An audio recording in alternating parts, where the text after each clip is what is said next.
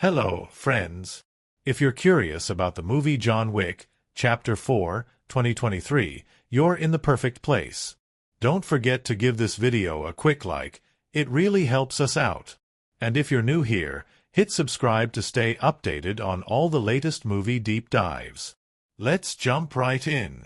By now, the name John Wick doesn't just belong to a character, it resonates like a myth. A shadow walking among men, a man carved out of vengeance and loss, and a symbol of cinematic fury as much as raw vulnerability. After the fiery chaos of the first 3 chapters, it seemed almost impossible to imagine how the world of Wick could elevate itself any further. And yet, John Wick, Chapter 4 doesn't just continue the journey. It expands it, redefines it, and explodes it into something operatic and hauntingly beautiful.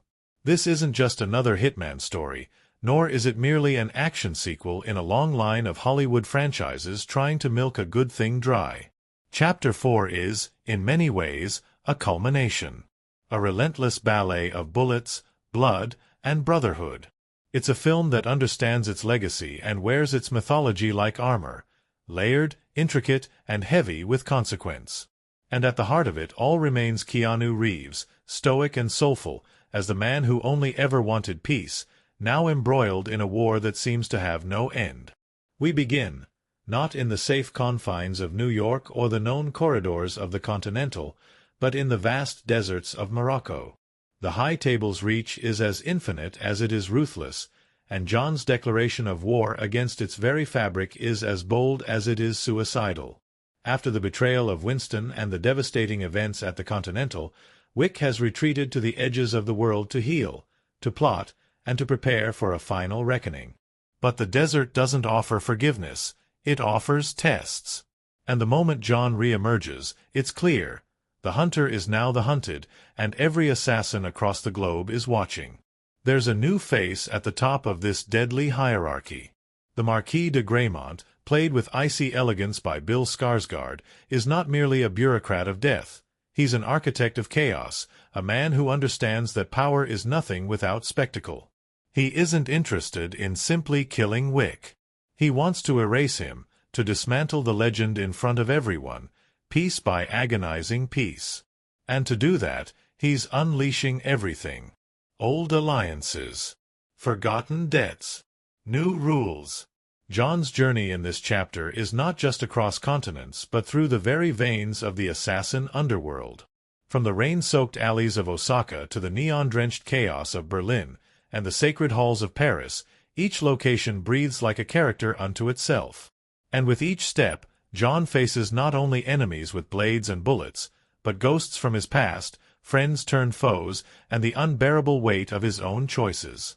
One of the most riveting additions to this world is Kane, Donnie Yen delivering a performance that's equal parts ferocious and tender. A blind assassin bound by duty and fatherhood, Kane is a mirror to John, a man who wants out but is trapped by a code and a past that won't release him. Their encounters pulse with history, with heartbreak, and with that quiet, unspoken understanding shared only by those who've danced too long with death. Then there's Shimazu, the loyal and dignified manager of the Osaka Continental, portrayed by Hiroyuki Sanada. His bond with John feels ancient, built on years of respect and sacrifice. But as the rules of the table tighten like a noose, even the most sacred friendships are tested under fire. And in the middle of this is Akira, Shimazu's fierce daughter, played by Rina Sawayama in a breakout role that blends elegance and rage into a whirlwind of motion. The action, as always, is something beyond cinema. It's choreography at its most primal and poetic.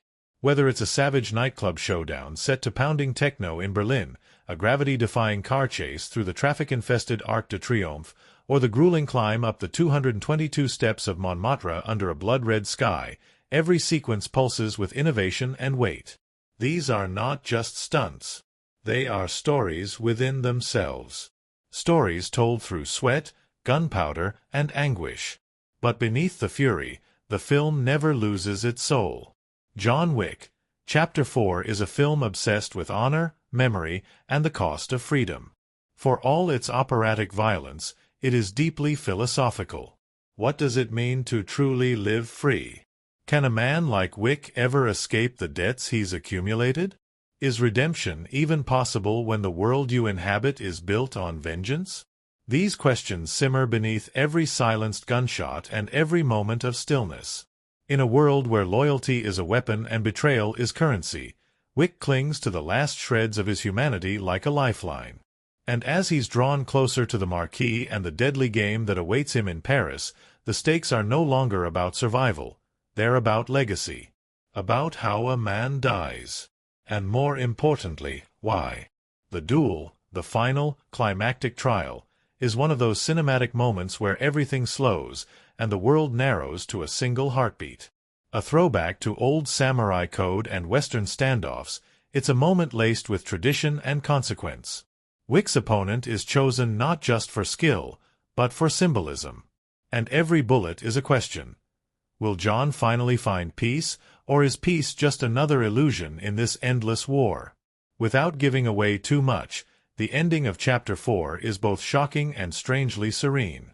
It teeters between tragedy and liberation, leaving audiences in a suspended state of awe and heartbreak. There's finality here, but also ambiguity. It's an ending that feels earned, a crescendo that doesn't scream, but exhales.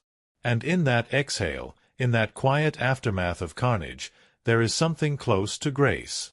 What's remarkable is how the film manages to evolve the very grammar of action filmmaking. Director Chad Stahelski and his team have redefined not only what these films can do, but what they can say. With every film, the choreography has become more ambitious, the stakes more mythic. But Chapter 4 adds something deeper, a sense of mortality. A sense that this isn't just about killing, but about the weight of a life forged in violence and the sliver of hope that maybe, just maybe, there's something beyond it. Keanu Reeves, nearly silent in his portrayal, lets his body do the speaking. His performance is minimal, but thunderous. Every grunt, every stagger, every moment he hesitates to pull the trigger speaks volumes. Wick is no longer just a man who lost a wife and a dog. He is a symbol of resistance, of defiance, and of love so deep it defies the logic of a brutal world. There are surprises along the way, loyalties that shift, alliances born in the most unexpected corners, and even moments of levity that slice through the tension like a breath of fresh air. One particular twist, buried in the middle of the chaos, reframes everything we thought we knew about John's motivation, and suddenly the entire film feels haunted by that one buried truth. It's the kind of storytelling that rewards not just attention, but emotional investment. And even as the credits roll and the dust settles over cobbled Parisian streets, the echo of John Wick's journey lingers. It's not just about what he did, but what he stood for. In a world that demands blood, he sought meaning. In a world that thrives on cruelty, he held on to loyalty. And in a world that refused him peace, he found his own kind of closure. John Wick, Chapter 4 is not just a film, it's a requiem. A thunderous, soulful, and breathtaking culmination of a saga that began with a simple act of grief. And now, that grief has shaped a legend. A man who walked through hell with a gun in hand and a ghost in his heart, and emerged as something eternal. So, whether you're here for the action, the world-building, or the man at its center, know this: Chapter 4 is more than worth the wait. It's a cinematic symphony that plays its final note with both fury and grace. And if this truly is the end of John Wick's road, what an unforgettable, blistering, and beautiful end it is. When the screen opens to the sound of fists hammering into flesh, it's not just an introduction, it's a declaration. John Wick is back. And he's not running anymore. Somewhere beneath the vast silence of a desert sky, John stands before a target that is more metaphor than man, the elder. The one who sits above the table. A man John once sought for clemency, now deemed just another obstacle in his path. There's no negotiation this time, no pleas, no compromise. John shoots him without ceremony. It's not just a kill. It's a message. The high table is no longer untouchable. But that act of defiance isn't without consequences. Back in New York, the Continental Hotel is under siege. Winston, once a father figure and friend, now finds himself stripped of power. The Marquis de Graymont arrives like a serpent in silk, speaking in riddles but wielding absolute authority. The High Table, in their fury, choose him as their instrument of vengeance. In mere moments, he dismantles the sanctuary that once stood as a cornerstone of the underworld. The Continental is deconsecrated. Sharon, loyal to the end, is gunned down, his death quiet, brutal, and senseless. Winston is given a choice, exile or obedience. And while he bows for now, the look in his eyes is unmistakable. This war is far from over. Far from the wreckage, John is already on the move. His next stop, Osaka, Japan. A place shrouded in shadow and cherry blossoms, where another Continental stands, this one run by Shimazu Koji, an old friend bound by honor and history. The Osaka Continental, with its traditional decor and samurai soul, feels like stepping into a different era. Here, guns and swords coexist. Loyalty still means something. And despite knowing the risk, Shimazu shelters John. Because to some men, friendship is more sacred than survival.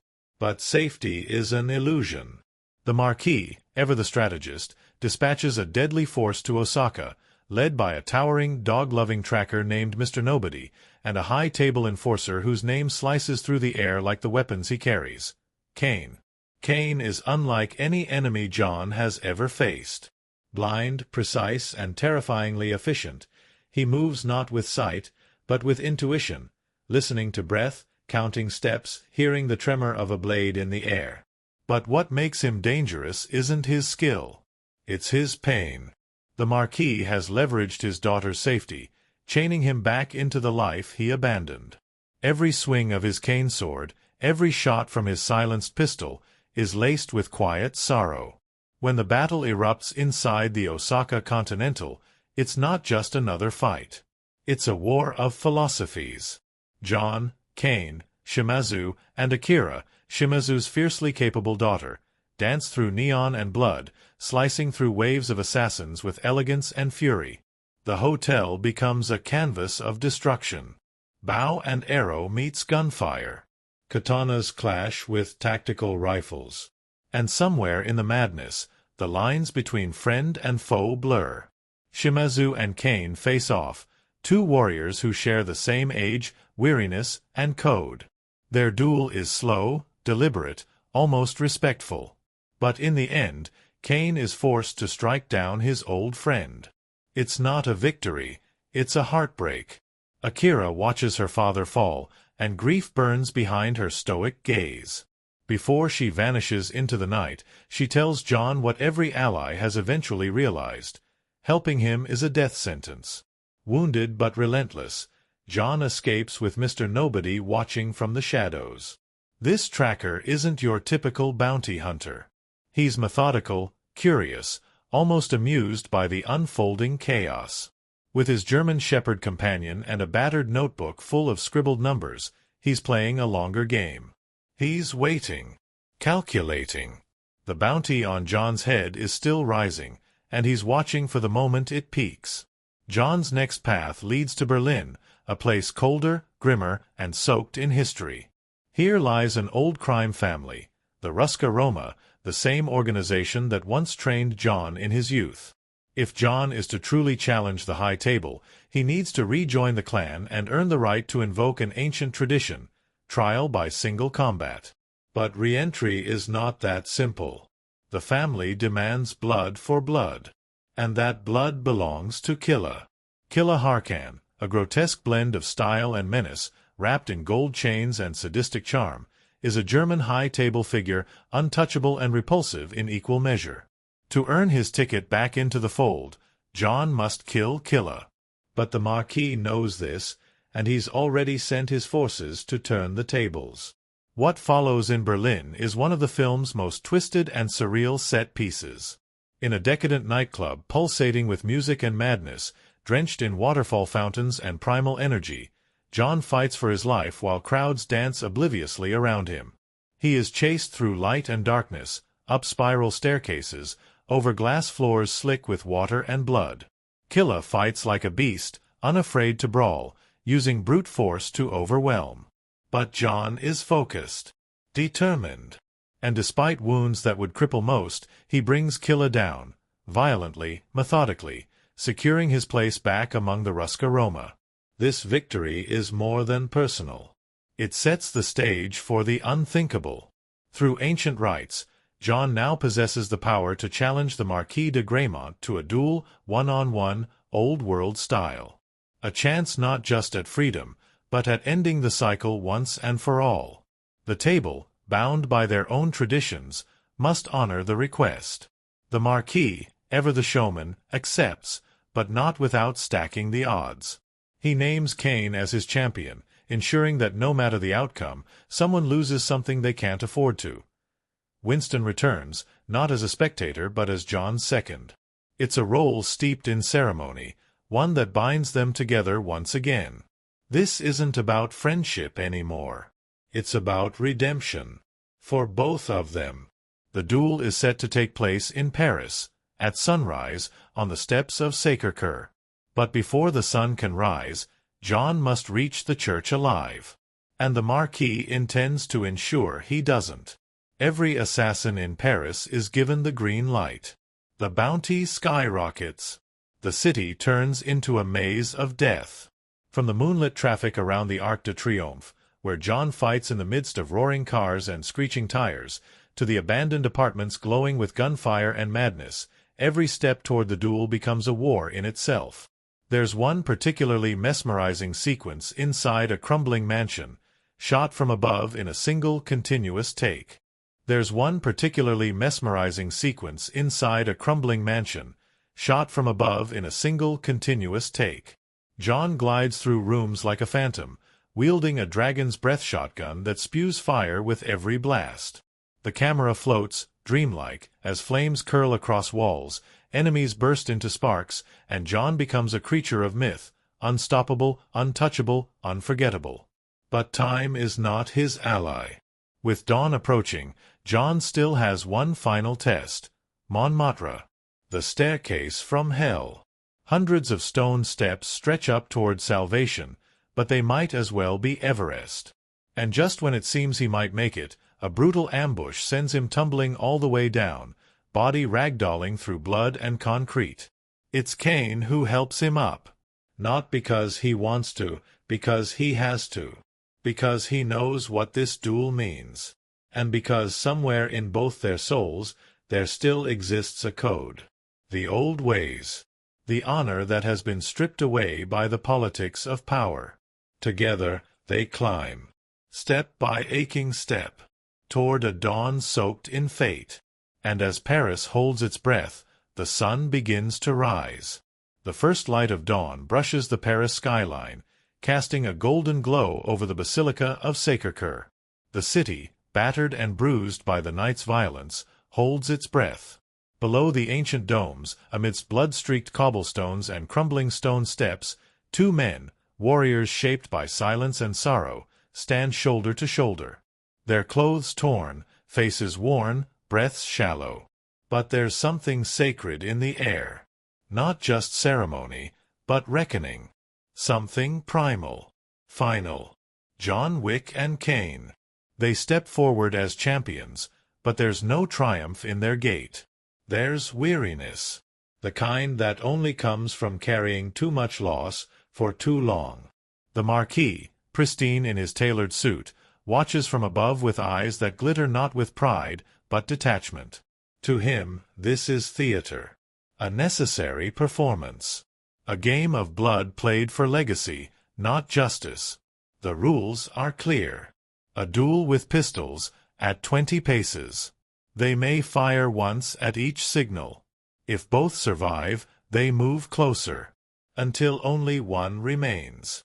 As John and Kane face each other, framed by the rising sun and the crumbling majesty of centuries-old stone, the world fades. This is no longer about the high table, the bounty, or the past. This is about two men doing what only they can, seeing a brutal promise through to the end. The first shot rings out. A muffled crack in the cool morning. Kane staggers. Blood blooms beneath his coat. The second round comes. John takes the hit, his body recoiling, eyes never leaving his opponent. The third. Both men are slower now. Breathing heavier. Wounds deeper. Still standing. And then something unexpected happens. Something quiet. Almost imperceptible. Kane fires again. John stumbles, collapses to one knee. The Marquis, ever the coward dressed in noble silk, senses victory and steps forward, eager to deliver the final blow himself. He invokes his right as second to finish the duel, steps up with righteous indignation, and walks straight into John's bullet. Because John never fired his last round. It's a small detail, a quiet defiance, but it changes everything. The bullet tears through the Marquis, silencing him forever. It's not just justice. It's irony sculpted into vengeance. The man who manipulated tradition, who thought himself untouchable, now lies bleeding at the foot of those sacred steps, destroyed by his own arrogance. The table is forced to acknowledge what has happened. Their champion is dead. Their appointed executor is gone.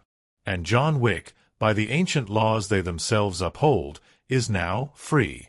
But freedom, it seems, comes at a cost. John, still bleeding, still walking, makes his way down the steps alone. The city, once a battlefield, seems hushed, as if mourning. He does not run. He does not hide. He finds a place to sit. A quiet stone bench overlooking the dawn. The gun falls from his hand. His breathing slows. His eyes search the horizon. And then he bows his head. There's no grand monologue. No tearful goodbye. Just a silence so profound it feels like the world itself is holding him in its arms. Winston and the Bowery King meet later, standing before a grave. Two names carved in stone, Helen Wick, and now, beside hers, John Wick. They speak of him not as an assassin or a killer, but as a man who finally found rest. Who, after all the fire, the fury, the endless clawing toward something real, something human, simply stopped. It's not a eulogy. It's a salute. The quiet nod of those who understand that death, for men like John, isn't a punishment, it's peace. And yet, the silence isn't absolute.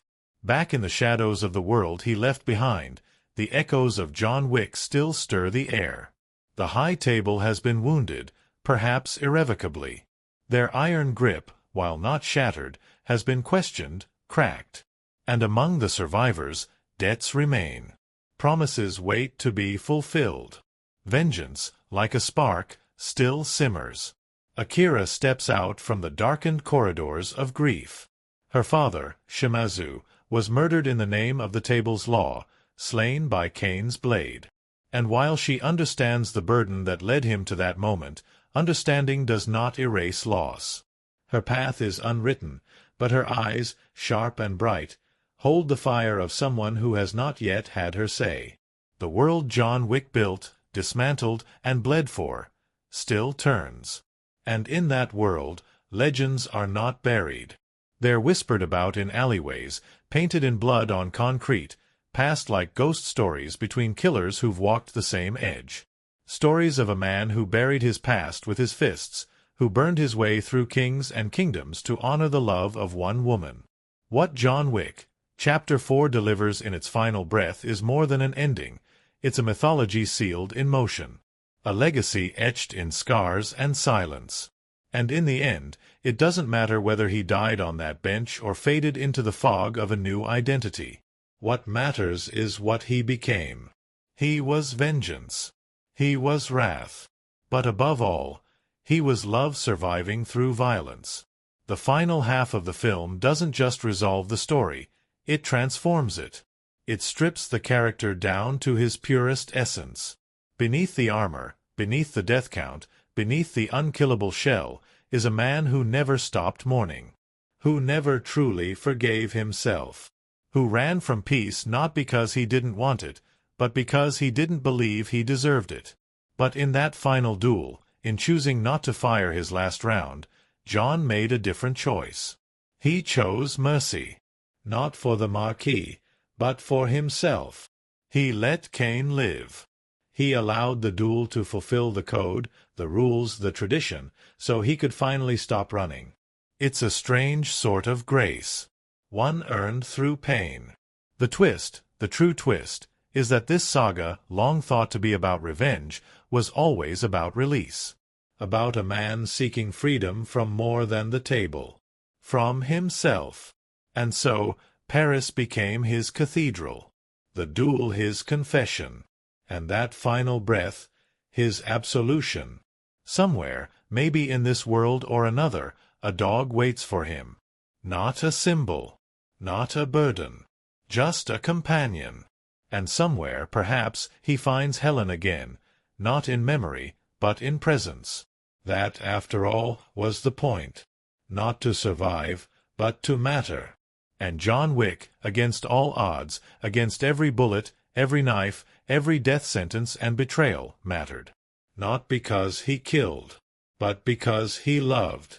John Wick moves like a shadow born from sorrow, a man sculpted not by violence but by loss.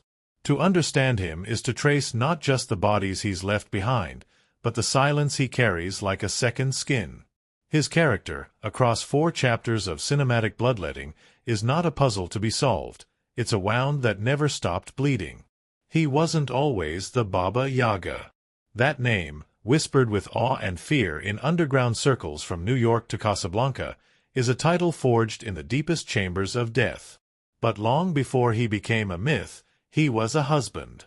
A man named Jardani Jovanovic, reborn in America as John Wick.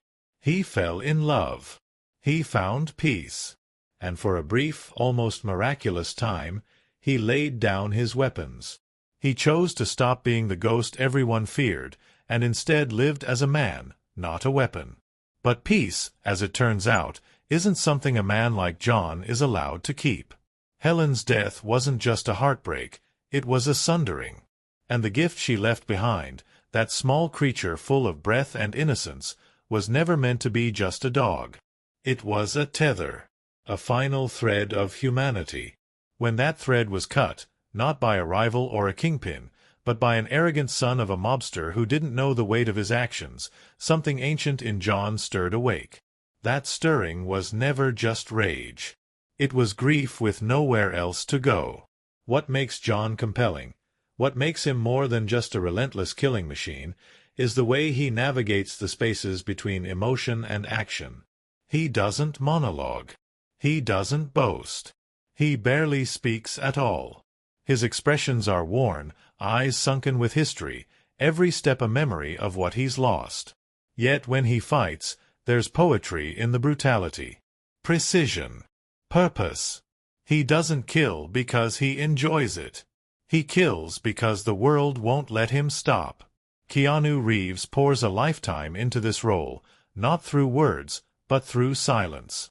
His performance is a study in restraint, his body the language. You feel every injury. You see the weight of every choice.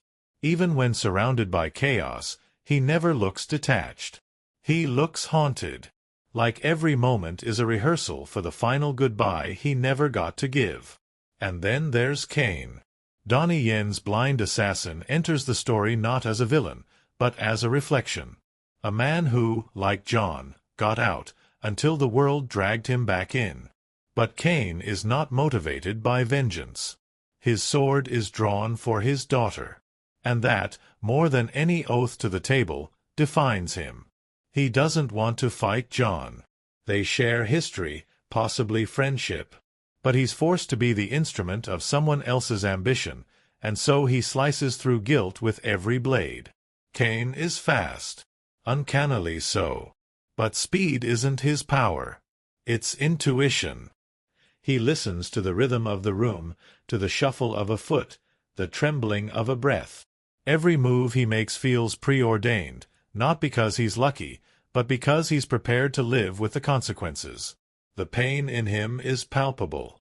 And in a world where loyalty is currency, he trades his soul not for money, but for time with his child. That makes him dangerous. That makes him real.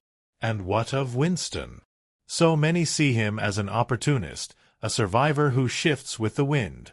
But look closer. Watch the moments between his words. Ian McShane gives Winston not just charm, but depth. This is a man who understands the architecture of power. He knows when to kneel, when to bluff, and when to bite. His betrayal in Chapter 3 was not a cold act, it was a calculation. One made under pressure, in a game where every player holds a knife behind their back. But Winston's heart lies with the old codes. He believes in balance, in tradition. He respects John not just as a killer, but as a man trying to outrun his own shadow. In Chapter 4, when he agrees to be John's second in the duel, it's not just strategy, it's penance. A way to right what was wrong. And though he often masks it beneath tailored suits and clever toasts, you can see the ache in his eyes when he speaks of John. Pride. Regret. Affection. Then comes Mr. Nobody. A character shrouded in intrigue. Not quite a villain, not quite an ally, he orbits the story like a curious specter. His motives are fluid. He's driven by the number on John's bounty, yes, but there's something else in his gaze. Admiration.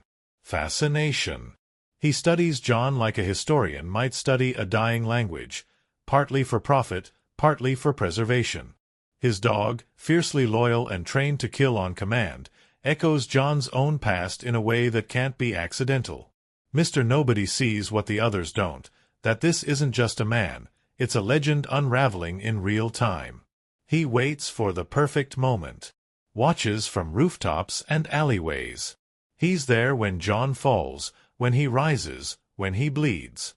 But when John spares him, when the assassin he came to kill instead chooses mercy, that moment reshapes his view of the myth. He begins to see not the bounty, but the burden. And when he steps back in the final act, letting John walk forward, it feels earned. Like a student watching a master complete their final work. Shimazu and Akira are two more threads in John's tapestry of honor. Shimazu's loyalty isn't blind, it's old. Built on debts and memories. He knows harboring John is a death sentence, but he welcomes it like a warrior accepts his fate. His death at Kane's hands is not an act of failure, but of devotion. A statement. Some friendships are worth dying for. Akira, his daughter, burns with rage and grace. She moves with a dancer's elegance, but every step is rooted in vengeance. Her arc is only beginning. And the way she watches Kane, not just as her father's killer but as a man twisted by necessity, hints at a storm waiting to erupt. And then there's the Marquis. Bill Skarsgård plays him not with the brute force of a traditional villain, but with aristocratic malice. He is eloquent, calculated, polished to the point of cruelty. To him, the high table is not a legacy to uphold, it's a game to win. And he intends to win by spectacle. Every move he makes is theatrical. Every command he issues is designed to draw blood and applause. He underestimates John not because he doesn't understand him, but because he thinks myth can be dismantled by rules. He forgets that men like John don't follow rules. They destroy them. The Marquis' greatest flaw is his ego. He sees the duel as a final act where he can claim victory without risk. But in choosing Kane as his proxy, and in stepping forward too soon, he reveals the cowardice beneath the velvet. His death is swift, but his fall is satisfying, not because it's violent, but because it's poetic. But through all of them, through all the moving parts, the spiraling action, and the bullet-laced symphony of violence, the world continues to revolve around one constant: John Wick. He is not the strongest. He's not the fastest. By Chapter 4, he's limping more than running. His body is failing. His reflexes dulled. But what sets him apart is his will. His refusal to quit. To accept fate. Every enemy sees him as a target. But what they fail to understand is that John is not fighting them. He's fighting fate itself. And in the end, he wins not because he survives, but because he chooses when to stop. He regains the one thing that was taken from him the day Helen died: choice. He chooses not to fire. He chooses to sit. He chooses to close his eyes. The characters in John Wick, Chapter 4 don't orbit a plot. They orbit a philosophy. Of loyalty. Of pain. Of what it means to live by a code in a world that no longer honors it. Each of them, in their own way, reflects John's struggle. Some resist it. Some succumb. Some, like him, seek a way out. But only one man walks the road to the end and finds peace waiting. And that is why John Wick is not just a character. He is a reckoning. A requiem. A man who became a legend, and then, somehow, became free. There's something hypnotic about watching John Wick, Chapter 4 unfold, a film so precise in its chaos, so poetic in its violence, that it almost feels otherworldly. But behind every immaculate headshot and every neon-soaked corridor is a world far stranger than fiction. Because the making of this film, this brutal ballet of blood and grace, was itself an odyssey filled with unlikely moments, obsessive artistry, and more than a few secrets tucked between the shadows. To begin with, the runtime. At 169 minutes, Chapter 4 became the longest entry in the franchise. But what's strange is not just the length, it's that it doesn't feel long. There's a pacing alchemy at work here, a kind of narrative rhythm that makes nearly 3 hours of relentless action feel like a fever dream. And that was no accident. Director Chad Stahelski, a former stuntman turned cinematic architect, built the film like a symphony. Scenes weren't just cut for plot, they were timed for emotional breath, for impact, for echoes. He described the editing process as choreographing stillness between storms. And then there's Keanu. It's impossible to talk about John Wick without sinking into the mythos of Keanu Reeves himself. But what most people don't realize is just how much of the film's physicality is him, body and soul. Keanu performed roughly 90% of his own stunts in Chapter 4, including combat scenes, driving sequences, and even stair falls that would have broken lesser men. In one sequence alone, the infamous Montmartre stairs scene, Keanu tumbled down 222 stone steps again and again and again, and again. Not with a stunt double. Not with wires. Just grit, bruises, and a quiet, unshakable commitment to the character he calls a man in search of peace through pain. But the stairs were only one battlefield. The production team filmed across multiple countries: Japan, France, Germany, Jordan, each location chosen for its mythic energy. The Osaka Continental was not a set in Tokyo but a composite built in Berlin, designed to echo traditional Japanese temples fused with cyberpunk aesthetics. The architecture was real. The cherry blossoms were hand-applied. Hundreds of lanterns were wired and lit by hand to achieve that otherworldly glow. And the glass floors? Cleaned between every single take because of the blood splatter from constant, endless combat. In Paris, things got stranger. The Arc de Triomphe car chase? Real traffic. Not CGI. The French government granted permission to shut down that section of the roundabout, one of the busiest in Europe, during extremely tight time windows. The team had to rehearse choreography for cars, motorcycles, and bodies weaving between them with the precision of a Broadway number. Drivers were trained like stunt performers. Every crash, every impact, every near miss, staged with frightening authenticity. Keanu, ever the perfectionist, drove the Mustang himself, drifting through traffic and reloading his gun one-handed like it was second nature. But perhaps the most unusual scene to shoot wasn't outside, it was inside a house. A decrepit Parisian apartment transformed into a war zone for the bird's-eye view action sequence that had fans and critics holding their breath. The camera glides overhead as John storms from room to room with a dragon's breath shotgun, engulfing enemies in fire. It feels surreal, like a video game level built by Stanley Kubrick. What's wild is how they achieved it. No CGI stitching. The sequence was filmed with a real drone, guided through ceilings that had been removed, walls that had been built to collapse on cue, and lighting rigs timed to follow John's every movement. Keanu had to memorize an impossibly intricate choreography, not just of gunplay, but of where the drone would be flying above him. One mistimed step and the whole illusion shattered. It took weeks of prep. The end result? 2.5 minutes of cinematic magic unlike anything else in the franchise.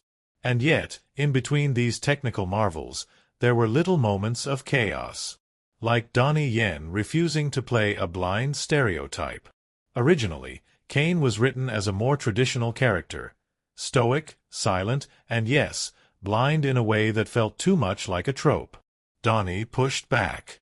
He asked that Kane be updated, stylish, witty, grounded in emotion rather than gimmick. His sunglasses, his modern clothes, his mannerisms, those were all Donnie's additions. He wanted to play a character who wasn't defined by disability, but empowered by his individuality. The result was one of the most nuanced portrayals of a blind warrior in action cinema. Speaking of individuality, Mr. Nobody. Shamir Anderson's role wasn't even written in the original script. His character evolved during filming, built around the idea of a tracker who wasn't quite a villain or a hero. Shamir, fascinated by the concept, created an entire backstory for the character on his own. He kept a real leather-bound notebook filled with drawings, coordinates, bounty prices, and cryptic quotes. He called it the Book of Nobody. Even the dog, a Belgian Malinois, was chosen by him. He trained with it off-set for weeks, forming a bond so tight that most of the on-screen chemistry required no acting at all. Animals, in general, are a quiet legacy in the Wick universe. What's unusual is how the franchise treats them. Dogs aren't props, they're characters. They have agency. They make choices. In Chapter 4, the dog isn't just a companion. It's a weapon. A warning. A judge. There's one moment when Mr. Nobody's dog saves John Wick, leaping from a rooftop to maul a sniper mid-fire. That moment wasn't CGI. The dog was trained to jump onto a stunt performer in one take, with precision that took 3 months of rehearsal. The team treated it like an Olympic dive. But not all things could be choreographed. There was a moment, just once, when production had to pause because of Keanu. Not because he was hurt, but because he kept thanking every crew member. Every time they reset a scene, he'd walk over, nod, and say, "Thank you." Lighting guys. Costume. Extras. It started slowing down the shoot. They tried to tell him to conserve energy. He didn't care. He said, "They're giving me their best. I should give mine." That's not a trivia tidbit. That's a window into the soul of the man behind the myth. And then there's the end. John's death, or at least his implied death, was one of the most heavily guarded secrets of the production. The graveyard scene wasn't included in early scripts. The crew filmed 2 versions of the ending. In one, John simply disappears. In the other, he dies. Keanu pushed for the latter. He felt John had earned peace. But Chad Stahelski wanted ambiguity. So they compromised, an ending that suggests death, but doesn't show it. A goodbye that feels like an echo, not a full stop. Even the grave itself was real. Built in a secluded plot in a real cemetery, surrounded by real stones. No soundstage. No green screen. Just morning light, drifting fog, and the quiet hum of goodbye. But perhaps the strangest fact of all? Built in a secluded plot in a real cemetery, surrounded by real stones. No soundstage. No green screen. Just morning light, drifting fog, and the quiet hum of goodbye. But perhaps the strangest fact of all? There was never supposed to be a John Wick, Chapter 4. The original plan after Parabellum was to fade out. Keanu had exhausted himself. The crew had done the impossible 3 times. But something lingered. A need for resolution. For legacy. So Keanu and Chad sat down and said, "One more. But we do it our way." That meant turning down big studio demands. It meant delaying the film. It meant flying to multiple continents, rewriting scenes on the fly, building action sequences not around CGI, but around Keanu's physical limitations and strengths. It meant crafting an ending not for sequels, not for spin-offs, but for John, the man, not the myth. And it worked. What John Wick, Chapter 4 represents isn't just another entry in an action saga. It's a culmination of trust, between director and actor, between stunt teams and cinematographers, between fiction and audience. Every frame, every fight, every bizarre production fact is a thread in a tapestry woven with obsession and reverence. It's a film that should not exist. Too long. Too ambitious. Too bold. And yet, here it is, impossible, breathtaking, unforgettable. So the next time you watch John Wick walk through a hail of gunfire without blinking, or reload his pistol with a ballet dancer's grace, remember this. Behind that moment, there were hours of pain, years of planning, and a crew willing to chase perfection through exhaustion. And somewhere in the middle of all that madness, Keanu Reeves, smiling quietly, whispering, "Thank you," one last time. There's a strange duality humming through the veins of John Wick, Chapter 4. On the surface, it's an exquisitely crafted action film, more operatic than explosive, where bullets rain like confetti and bodies move like instruments in a deadly waltz. But beneath the spectacle, beneath the fire-lit corridors and rain-slick cobblestones, lives a film layered in philosophy, mythology, and quiet suffering. To view Chapter 4 only through the lens of its body count would be to miss the aching humanity etched into every corner of its frame. It begins with a question that has haunted the entire series. Can a man born of violence ever escape it? This existential tension pulses most sharply through the duel at the heart of the film. Not just the literal sunrise gunfight between John and Caine, but every decision that leads there. When the Marquis de Graymont is introduced, he doesn't arrive with brawn. He arrives with structure, with logic, with cruelly elegant strategy. He is the embodiment of bureaucracy's ability to rationalize suffering.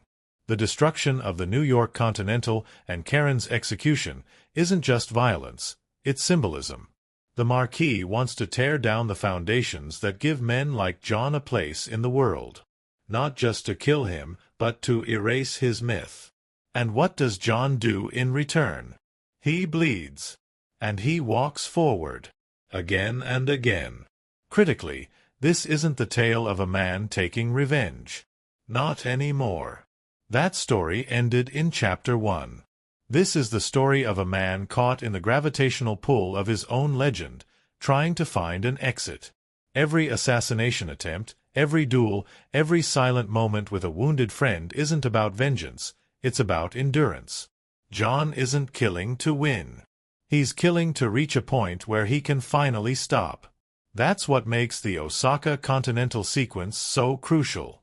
It's not just an action showcase, it's a study in honor. Shimazu knows harboring John will bring death to his doorstep. But he chooses loyalty over self-preservation. And in doing so, he places himself on the same emotional path as John. His death, slow and respectful, mirrors what John knows awaits him. A quiet fall, not as a killer, but as a man upholding something bigger than himself. The emotional core of that sequence lies with Akira, who becomes the eyes through which we feel the weight of sacrifice. Her grief isn't melodramatic. It's sharp, restrained, unresolved. In one restrained glance at John, she says what words can't, "I understand why this is happening. And I hate you for it." The same unspoken language dances between John and Caine. Donnie Yen's performance invites more than praise, it demands study. Caine isn't merely a blind assassin with perfect aim. He is a man who sees too much. Every movement, every word, is laced with suppressed agony. The Marquis has his daughter in a metaphorical cage, and Caine, like John, lives in a cycle where survival comes at the cost of the soul. Their duel in Paris is heartbreaking not because of its choreography, but because of its mutual understanding. They don't want to kill each other. They know they must. And every shot that lands carries guilt, not triumph. The film's third act unfolds like a spiritual trial. Montmartre isn't just a setting, it's a test. The endless staircase is more than physical. It's a visual metaphor for John's impossible climb toward absolution. When he's knocked down, brutally, hopelessly, and we watch his body bounce down hundreds of steps, it's not just painful. It's the visual thesis of the film. Every time he nears peace, the past drags him back down. The ascent isn't meant to be heroic. It's meant to be tragic. And yet, Caine helps him up. It's a small act, almost blink and you'll miss it. But in that moment, the entire film shifts. The duel isn't just tradition. It's not even about the high table. It becomes a pact between two broken men who are tired of being used. It's not revenge. It's reclamation.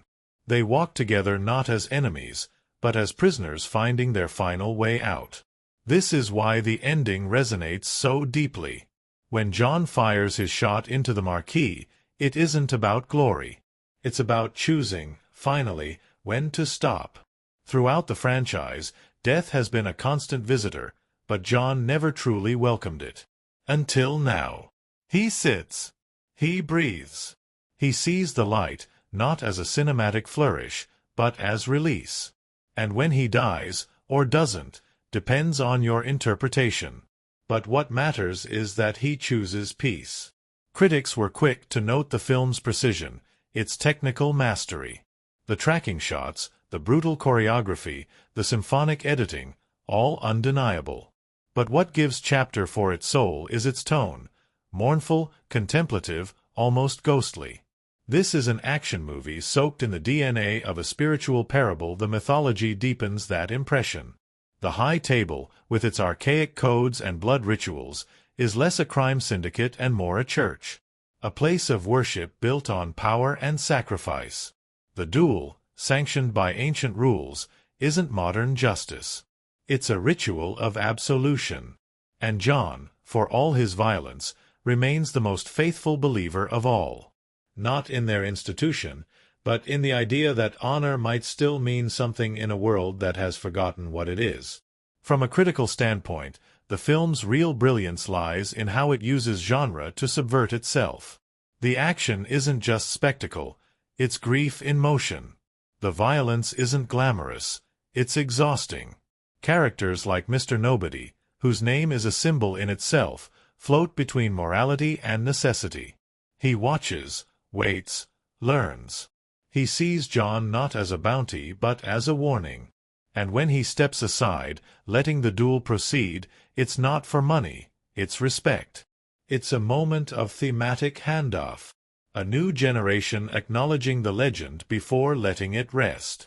Even the dog becomes a symbol. Not just of John's origin, but of the idea that innocence can survive in this world, if only barely. The dog saves lives, senses danger, acts out of loyalty. Just like John once did. Its presence is quiet, but its role is pointed.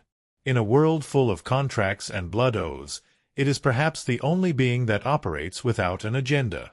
The reception, both critically and culturally, reflected the film's ability to transcend its genre.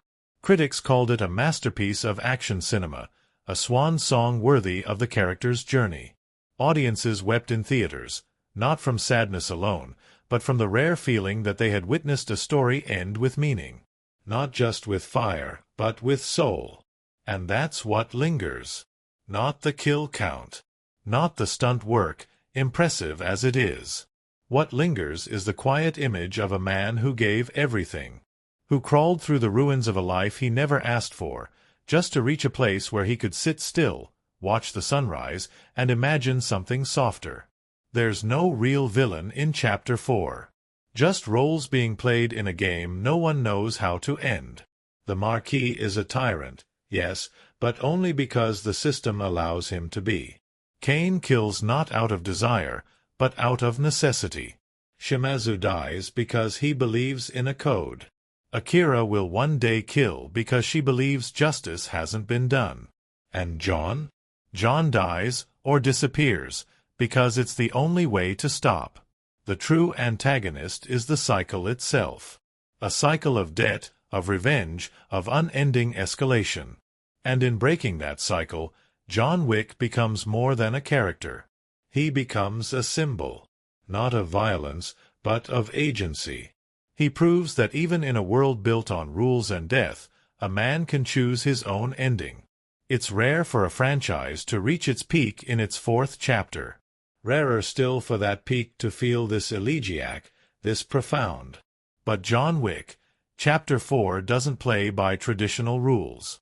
It embraces legacy while quietly burning it down. And in its smoldering final frames, we are left with something that very few action films ever achieve. Not satisfaction, but catharsis. A kind of beautiful, brutal peace. From the outside, John Wick, Chapter 4 unfolds like a flawlessly composed opera of violence. Precision-cut gunfire echoing through Baroque corridors, sword fights under sakura blossoms, staircases soaked in blood and determination. But step behind the curtain, behind the lens, and you'll find a different kind of story entirely. One not built on script pages, but sweat, bruises, and a crew bound together by obsession, patience, and something very close to madness. At the center of this storm stood director Chad Stahelski, the architect of Wick's world since the very first bullet was fired. Once a stuntman himself, Keanu Reeves' stunt double in The Matrix, no less, Stahelski directs like someone who still feels every fall. His understanding of action comes not from storyboards, but from muscle memory. And Chapter 4 wasn't just another job for him. It was a reckoning. A farewell letter to a character that had become both legend and burden. The ambition was clear from the start. More countries. More stunts. More emotion. But what they were really chasing wasn't more, it was elevation. Stahelski wanted each sequence to be not just bigger, but deeper. Every location had to feel like a cathedral. Every fight like a prayer. So, the crew packed up their gear, their armor, and their impossible expectations, and embarked on a global pilgrimage to build something that had never quite been done before. Let's begin in Osaka. Or rather, Berlin. Because while the Osaka Continental radiates with Japanese elegance, paper screens, golden koi ponds, curved hallways that seem to breathe silence, it was actually constructed on a massive soundstage in Berlin. Production designer Kevin Cavanaugh oversaw its creation like an artisan building a temple. Every detail was practical. The sliding doors? Real. The cherry blossom trees? Handcrafted. The lighting? A blend of soft lanterns and hidden LEDs woven through bamboo and stone. No CGI. No shortcuts. Keanu Reeves trained for months before cameras ever rolled. Firearms, close-quarters combat, and, of course, swordplay. But for the Osaka scenes, he also trained in Japanese martial forms to seamlessly blend into the world the set was summoning. He moved like someone born of the place. Because for Keanu, authenticity wasn't about hitting marks, it was about vanishing into Wick's pain. Filming the Osaka battle took nearly 3 weeks. Between the overhead arrows, the blade duels, and the mirror room finale with Kane, it was a logistical monster. Donnie Yen, brought into the fold as the blind swordsman, worked with choreographers to develop a unique fighting style. He insisted on fluidity. His cane wouldn't move like Daredevil or Zatoichi. He would count steps, feel vibrations, plant traps. And yes, the doorbells that he uses to track enemies? Donnie's idea. Sound became his vision. But the crew didn't rest after Osaka. Next came Berlin, and with it, the nightclub fight. A sequence bathed in colored lights and pulsating music, where John faces off against Killa Harkan, a grotesquely stylish villain played by martial artist and stuntman Scott Adkins under a mountain of prosthetics. Adkins' transformation was its own production. It took over 4 hours a day to apply his suit and makeup. He wore a fat suit lined with cooling tubes because under the strobe lights and drenched set, temperatures skyrocketed. And then he had to fight, kicking, spinning, flipping, while wet, heavy, and practically blind. He did it without complaint, grinning between takes. Because to him, this was performance art. The club was a real location. The set was flooded with water systems, and the extras were told to keep dancing no matter what. Which led to one of the film's strangest sights, a brutal brawl happening center stage, bodies flying, blood splashing, and hundreds of clubgoers just vibing. That surreal contrast wasn't accidental. Stahelski wanted it to feel dreamlike, as if violence had become so normal in this world that people barely noticed. Then came Paris, the crown jewel of the production. Filming there required miracles. The Arc de Triomphe sequence is now etched in modern action cinema as one of its greatest feats. It was filmed over weeks, with stunt drivers weaving between real traffic. The French government shut down portions of the city at night to allow for controlled chaos. Keanu Reeves, never content to let a stuntman have all the fun, drove the Mustang through those deadly figure eights himself. He trained in drifting and tactical driving for months beforehand. The roundabout wasn't just action. It was chess. Cars moved on precise cues. Explosions were timed to tire squeals. The camera team, strapped to custom-built rigs, chased the choreography like panthers. Every missed beat meant starting over. And they did. Again and again. Until it felt like ballet. Then, just when the crew thought things couldn't get harder, came the stairs. Montmartre. The final ascent. That staircase isn't a set. It's real. All 222 steps of it. Winding, steep, unforgiving.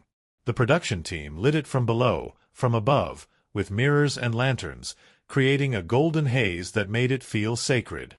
And then they made Keanu fall down it. Again. And again. He did it so many times that the crew lost count. The bruises were real. At one point, he cracked a rib, but didn't tell anyone until the scene was done.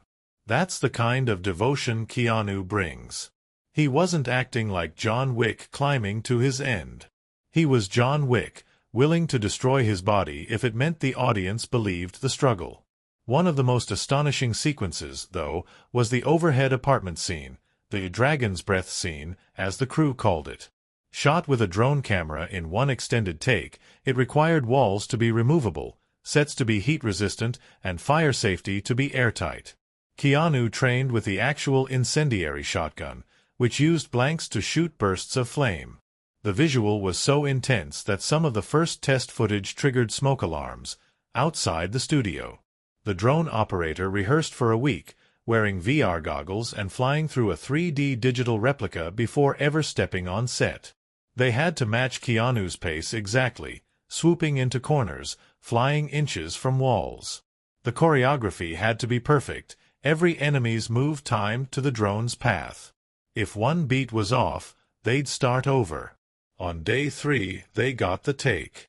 The crew applauded in silence. And through it all, there was Keanu, the gentle center of the storm. He carried a notebook with character notes, even in fight-heavy scenes. He'd write down fragments of memory, what John might be feeling. Not just pain, but reflection. He asked for fewer lines, more silences, because he wanted John to feel like a man burned clean of everything but necessity. He also bought every stuntman a Rolex at the end of production. That's not legend. That happened.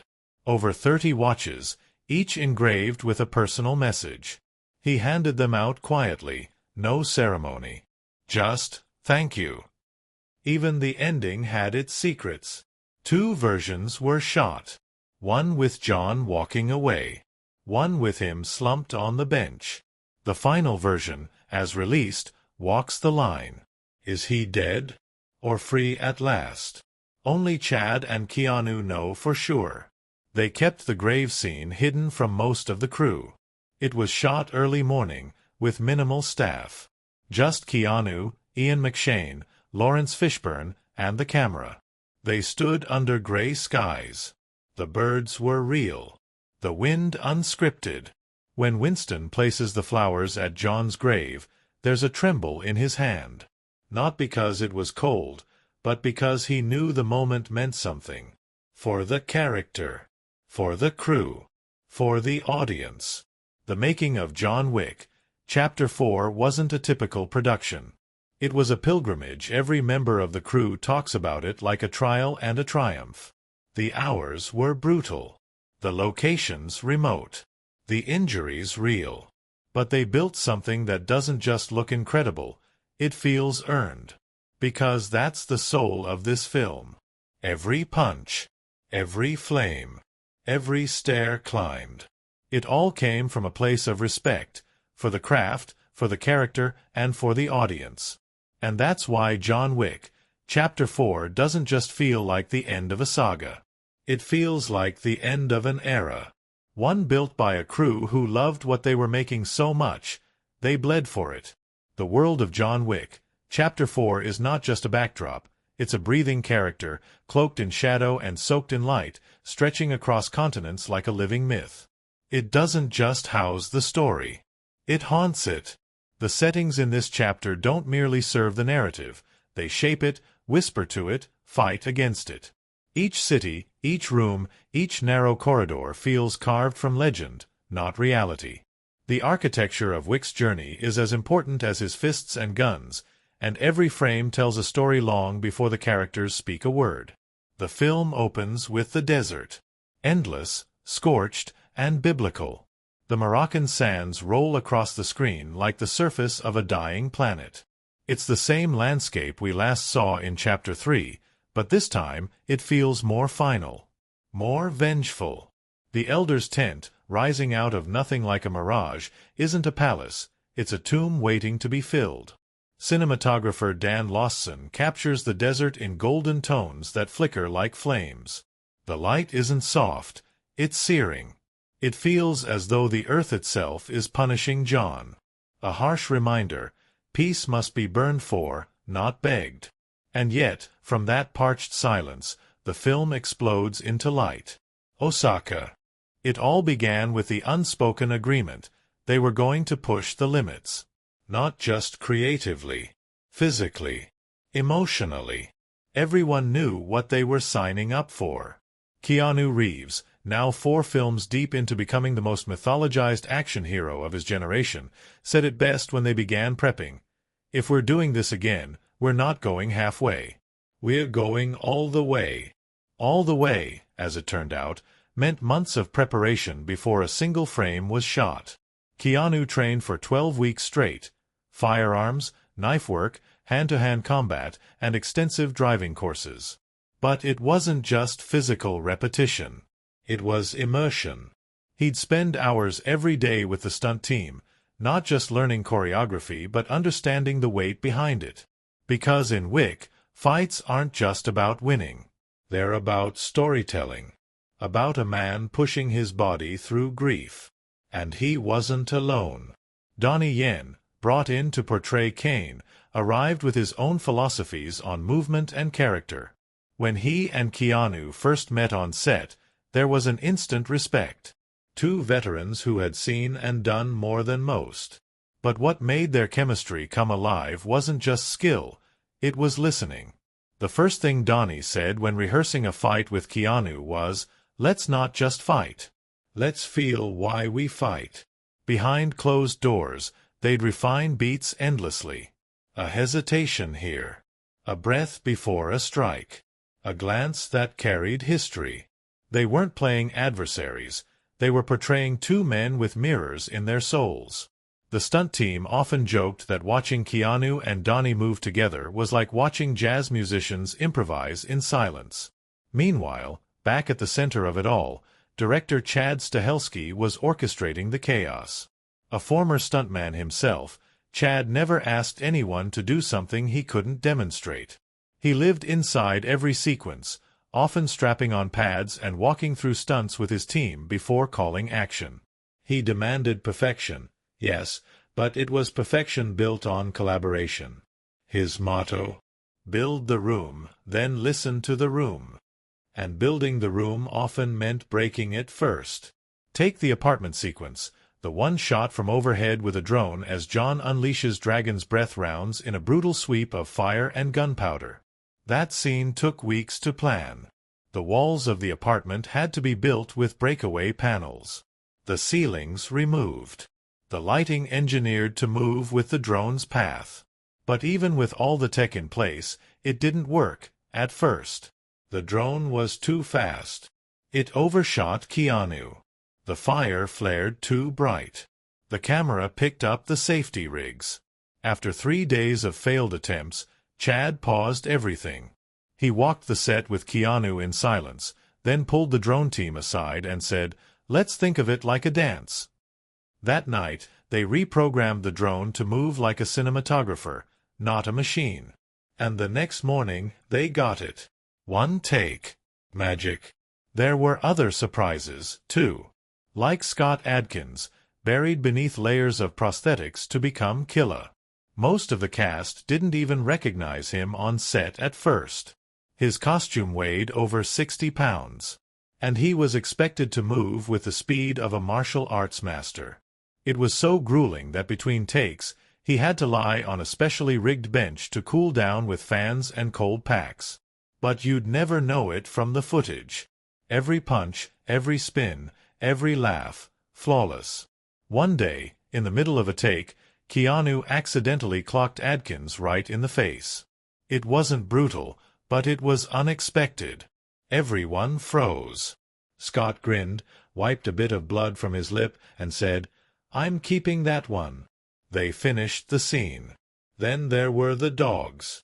The Belgian Malinois in Mr. Nobody's scenes was one of the most highly trained animals in film. But even with the best training, dogs are dogs. During one night shoot in Paris, the dog was supposed to leap from a parked car onto a stuntman. Perfect in rehearsal. But during the take, the dog stopped, tilted its head, and trotted off camera toward the catering table. Shamir Anderson burst out laughing mid-scene. Everyone followed suit. They reset. Got the shot on the next go. But for Shamir, who built his own character backstory from scratch, including a real notebook filled with sketches, maps, and quotes, those moments with the dog were vital. He spent nearly every break bonding with it, talking to it, playing fetch. By the time filming began, the bond on screen was real. The dog would only respond to his commands. And then came the stairs. The Montmartre sequence, where John climbs and then falls down 222 concrete steps, was a beast. The location was real. The stairs were real. And so was the fall. Keanu did a staggering number of takes, launching himself down the steps with increasing intensity. One take had him tumbling down nearly 2 full flights before the stunt team caught him. The sound team later said the raw audio of that take was uncomfortable to hear. Real thuds, gasps, scrapes. Keanu never complained. He stood up, brushed off, said, "Let's do one more." What kept the crew going during those brutal days was the strange, unshakable spirit on set. There was laughter. A lot of it. Ian McShane, sharp as ever, would drop one-liners between takes that sent the crew into stitches. Lawrence Fishburne would gather everyone between scenes to tell stories from his early acting days. There was a rhythm to it all, exhaustion punctuated by camaraderie. One night, after a long shoot in Berlin, the crew found a dive bar still open. They wandered in, still in costume, covered in fake blood, dirt, bruises. The bartender didn't blink. "You guys look like hell," he said. "What movie is this?" "John Wick," someone mumbled. The bartender nodded slowly. "Figures." Another night in Paris, just after wrapping the Arc de Triomphe sequence, the crew gathered in silence under the real monument. The wind was picking up. Keanu stood there, still in his black suit, looking up at the sky. A crew member approached him and asked, "What are you thinking about?" Keanu smiled and said, "That we got it." And they had. But the film's most emotional behind-the-scenes moment came on the last day of shooting. The graveyard scene. A quiet goodbye. The entire cast and crew were invited to watch. They stood just out of frame. Chad gave no speeches, no instructions, just nodded. Keanu stood between two headstones. One mocked Helen, the other John. And when Ian McShane placed the flowers, when Lawrence Fishburne whispered his last lines, something changed in the air. It wasn't acting anymore. When the camera cut, no one spoke. Some hugged. Some cried. Keanu walked up to every crew member, one by one, and said, "Thank you." And then he was gone. Later, at the wrap party, the stunt team presented Keanu with a framed photo of every fight they'd done together. Underneath it, they'd inscribed a quote, "A warrior doesn't fight because he hates what's in front of him. He fights because he loves what's behind him." That's the truth of John Wick, Chapter 4. It wasn't made by committee. It wasn't powered by studios or green screens. It was built by people who loved a story so much they were willing to suffer for it. A crew that became a family. A cast that moved like soulmates. And a star who, at every step, reminded them that this wasn't just about revenge or bullets or choreography. Not the real Osaka, but a meticulously constructed vision of it, one bathed in precision, tradition, and modern menace. The Osaka Continental is unlike any location previously seen in the franchise. This hotel doesn't lean into darkness. It dances with color. Golden lanterns float like spirits. Cherry blossoms drift in slow motion under fluorescent light. The interiors, sleek wood, curved corridors, and silken textures, radiate a timeless elegance. Yet they become war zones, painted with blood and punctuated by the hiss of blades and the crack of arrows. Here, the setting is not just visual, it's symbolic. The Continental represents honor, sanctuary, history. And when that sacred space is violated by the High Table's forces, the violence isn't just physical. It's spiritual desecration. The red neon that spills into the dojo scenes isn't just for style. It signals a moral line being crossed. And through it all, the cinematography keeps moving, fluid like a blade. Lostson doesn't trap us in the chaos. He glides through it, letting us witness the artistry in destruction. From Japan, we fall into the colder pulse of Berlin. Gone are the soft lights and quiet honor. Here, the world feels sharper, heavier. The Ruska-Roma underworld is grim and grounded, ruled by blood rites and brutal traditions. There's a church where pain is the only language spoken, and an underground world where the shadows have teeth. The city feels carved from stone and steel, and every room echoes with ritual. The club fight, one of the film's most surreal sequences, is drenched in saturation. Water cascades from overhead pipes. The music thunders like a heartbeat. Lights strobe in time with gunfire. And yet, amidst the chaos, the composition remains precise. The wide lenses capture every frame like a painting. Bodies falling in silhouette, reflections shimmering on soaked floors, blood swirling like ink in a pool. It's not just violence. It's visual poetry. But it's in Paris that the film becomes something mythic. If Berlin is cold and hard, Paris is alive with ghosts. The city is not just another battleground. It's the final stage of a dying man's opera. And every location chosen feels etched with meaning. The Trocadero Plaza, where the duel is first agreed upon, stands against the Eiffel Tower like a throne room in the open air. There's a grandeur to it, a solemnity. The camera lingers on its vastness, making the players look small beneath the weight of their fate. The sky is always heavy, the air thick with rain and judgment.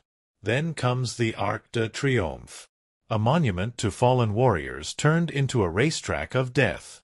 Cars spin like clock hands while bodies are tossed like dolls. And yet, the symmetry remains, chaos choreographed so tightly it feels predestined. Lostson uses wide shots here to emphasize scale, showing John not as a hero, but as an ant beneath the ruins of empire. Every frame screams, "You cannot escape history." But nothing compares to the staircase. Montmartre, a winding beast of concrete and agony, lit like a church burning in slow motion. The climb is pure metaphor. As John ascends, the lights are warm, golden, almost heavenly. But when he falls, the camera doesn't cut. It rolls with him, bouncing, tumbling, aching. We feel every step. We hear the breath leave him. It's one of the most emotionally resonant moments in the film, and it's achieved without dialogue, just gravity and light. And when Kane helps him up, that staircase transforms. It is no longer a burden. It becomes a bridge. A passage not just to the duel, but to a form of absolution. Throughout the film, mirrors and reflections play a subtle role. In Osaka, characters fight in mirrored rooms, their identities fractured and doubled. In Berlin, neon signs reflect on rain-soaked pavement, warping symbols of power into distortions. In Paris, the city itself becomes a reflection of death, of legacy, of inevitability. This visual motif deepens the idea that John is not alone, that every killer he faces is a shard of himself. Lighting, too, becomes a language all its own. Daylight is rare in Chapter 4. Most of the film takes place at night or in twilight, where the colors bleed into each other like memory. The use of firelight, especially in the apartment sequence, adds a visceral touch. That entire scene, filmed from a bird's-eye view, feels like a nightmare made lucid. The drone glides overhead, revealing the full geography of violence. Walls vanish. Ceilings fall away. John becomes a piece on a blood-soaked chessboard. The color palette shifts from cool blues to fiery oranges, marking his progression through the space, and through the bodies. Even sound, though unseen, acts as a setting. The thump of bass in the Berlin club. The whisper of swords in Osaka. The click of Kane's cane tapping across stone. The audio design is meticulous. Every gunshot echoes differently depending on the room. Every footstep tells us more than exposition ever could. Sound in Chapter 4 isn't just technical, it's narrative. It pushes the story forward in the spaces where words fall away. Costume design weaves into setting as well. John's suit, sleek, black, and now practically mythical, is more than attire. It's armor. Literal, as it turns out. Woven with tactical lining, it allows him to block bullets with his sleeves and lapels. But metaphorically, it's a shroud.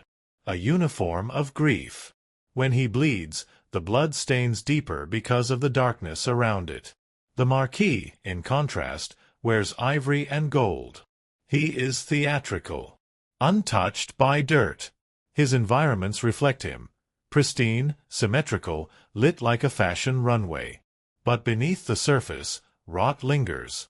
The high ceilings and grand halls of his chambers feel like tombs dressed in silk. There's no warmth. Just performance. Even the duel at Sacré-Cœur is a masterclass in cinematic restraint. 3 shots. 20 paces. No spectacle. Just men, shadows, and breath. The camera pulls back. There are no fast cuts.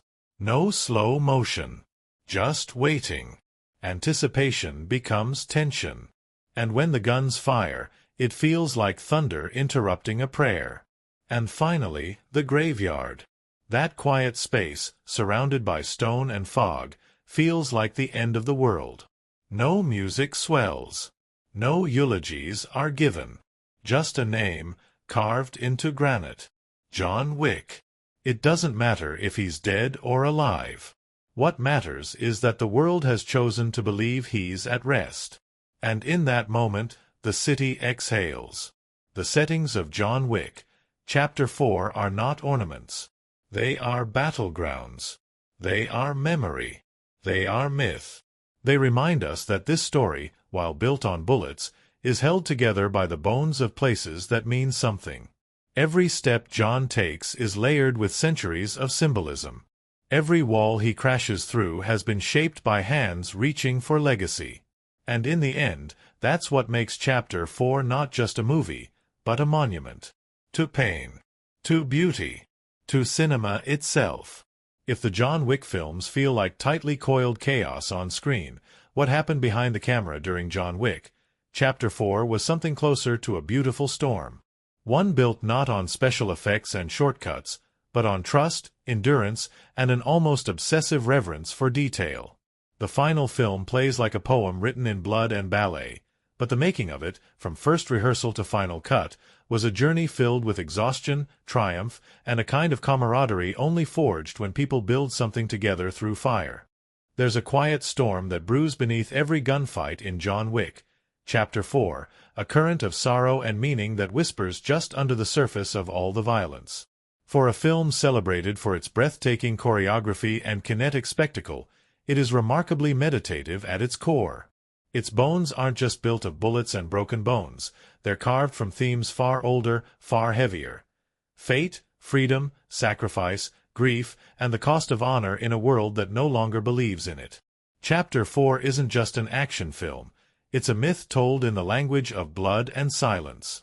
And buried within its operatic structure are symbols that speak louder than any monologue. From the very beginning, the idea of consequence looms over everything. Every bullet John fires comes back to him in some form. Every favor called in, every safe haven granted, brings death to someone else. His mere presence is a curse. This theme, one introduced as early as the first chapter when a puppy's death sparked a firestorm, becomes fully realized here.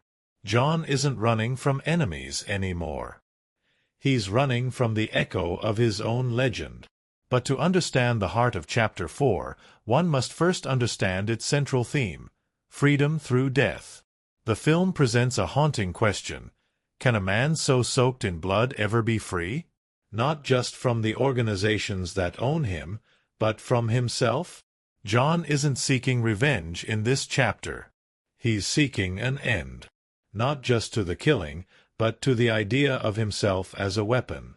The duel in Paris is not a fight for victory, it's a ritual, a passage, a confession delivered through tradition. And in that sense, the film becomes almost spiritual in its narrative structure, using the duel not merely as a resolution, but as a sacrament. The duel is steeped in symbolism. The number 3 dominates. 3 rounds, 3 paces, 3 shots. 3 is the number of completion, the number that often signals balance, closure. Cain and John, walking in circles around each other, aren't opponents. They're pilgrims walking the last mile of their shared sins. The sun rising over Sacre-Cœur isn't just a beautiful shot. It's resurrection. A final absolution. The church steps themselves serve as perhaps the film's most literal metaphor. John's slow, grueling climb up Montmartre isn't just physical agony. It's symbolic of his entire journey. He ascends toward salvation, only to be dragged back to the base again. That endless repetition of suffering, of clawing his way back up despite every fall, becomes a visual thesis for the character. How many times must he rise before he earns the right to rest? That rest, of course, is never handed to him. He has to choose it. Which brings us to another key theme, choice versus fate.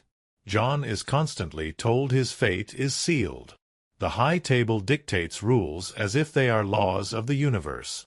You can't walk away. You can't change your story. But Chapter 4 is a rebellion against that idea. John may not get to rewrite the past, but he can choose how it ends. And he chooses mercy. Not just for Cain. Not just for Winston. But for himself. When he spares his last shot and lets the Marquis step forward to take what he thinks is a guaranteed kill, John rewrites the rules. He uses the system against itself. That moment is layered in symbolism. The man who built his life on death ends his journey not with another kill, but with a pause. A refusal. And in that refusal lies his liberation. Symbolism also breathes through the supporting characters. Take Cain. A blind man forced to kill to protect his daughter, Cain represents the theme of duty warped by desperation. He doesn't want to fight. He doesn't relish death. But like John, he's trapped in a life where survival means compromise. His blindness becomes more than a physical trait, it's metaphorical. He cannot see the world he's part of anymore. He moves through it by feel, by instinct, trying to grasp meaning in a place where all light has vanished. Akira, too, becomes a powerful symbol, revenge not yet awakened. Her father's death marks her transformation, and though her arc is not fully played out in this chapter, her presence signifies that the cycle is never truly broken. Even in John's attempt to end things, his past, his choices, continue to create ripples. Akira is the future looking back in fury. Winston, ever the enigmatic chessmaster, stands as a symbol of old-world grace in a world burning at the edges. He wears loyalty like a suit, measured and clean, but underneath he aches for a return to order. His betrayal in Chapter 3 lingers in his eyes in Chapter 4. And when he volunteers to be John's second in the duel, it's more than symbolism. It's penance. A way to prove that honor still has meaning, even if only one man in the world still believes in it. And then there's the Marquis. Draped in lavish fabrics and arrogance, he's not just a villain, he's a caricature of unchecked power. The High Table isn't a government or a mafia. It's a religion. And the Marquis is its preacher, its politician, and its executioner. He manipulates traditions not because he believes in them, but because they're tools to maintain control. His elegant suits and sterile environments scream of artificiality. He's untouched by the blood he causes. He is the embodiment of a world that no longer understands the cost of its own rules. His death, then, is not just satisfying. It's symbolic annihilation. The system devours itself. One of the most visually compelling motifs in the film is the use of light and shadow. Osaka is radiant. Warm lanterns, glowing sakura, serene reflections. It is the past. The place where honor still holds sway. Berlin is underground, drenched in neon and blood. It is the present, loud, chaotic, indifferent. Paris, with its glowing sunrise and golden hues, is the future, a place where endings are allowed and peace might still exist. Lawson's cinematography subtly guides us through this evolution. Light becomes more natural the closer John comes to death, as if the world is slowly opening to him. And through all of it, there's one constant symbol: the dog. The dog has followed John from the very beginning, not just literally, but spiritually. The puppy Helen left him in Chapter 1 was never just a pet. It was a symbol of vulnerability, of hope, of the idea that something good could still live inside him. In Chapter 4, it's Mr. Nobody's dog that steps in. It becomes the conscience in the room. It chooses who lives, who dies. When John saves it, he's not just protecting a creature, he's preserving the final spark of something innocent in his world. The dog's gaze, its loyalty, is pure. And in the end, it's the dog who signals that maybe, just maybe, John has done enough. Even the gravestone at the end, simple, stone, marked with "loving husband," carries immense symbolic weight. It's not a title he earned through violence. It's one he clung to through every kill, every escape, every desperate breath.